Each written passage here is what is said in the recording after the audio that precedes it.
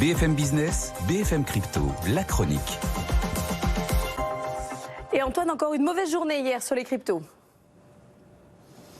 Oui, le Bitcoin désormais sous les 26 000 $, l'Ether tout juste à 1800 et on a un XRP qui arrive à un peu résister ces derniers temps, qui ne perd que 3% en 5 jours. Il gagne toujours 19,5% sur les dernières séances. Mais enfin, ça reste un petit peu compliqué. Bon, Antoine, évidemment, focus sur Binance. Désormais, dans la nasse du régulateur américain, son fondateur est lourdement mis en cause. Oui, 13 chefs d'inculpation contre Changpeng Zhao en personne, 13 au cœur de la procédure lancée contre Binance par la SEC. En gros, 4 grands types d'infractions. Déjà, tenue illégale de plateformes d'échange, de courtage et de compensation. Illégale car non enregistrée auprès des autorités américaines.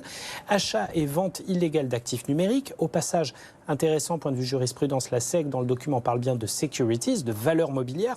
Mais surtout, ce que la SEC ne pardonne pas à Binance et surtout à son patron, c'est d'avoir autorisé des citoyens américains à opérer via la plateforme Binance.com qui n'est pas reconnue.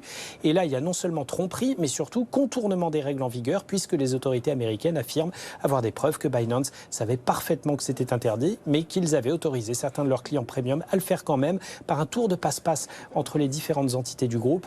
Citation croquignolesque du responsable compliance de Binance à l'appui qui font un petit peu de tâche. Et là, on revient au principal problème structurel autour de Binance, son organisation tentaculaire, à la fois centralisée, décentralisée, on ne sait même pas où se trouve le siège social.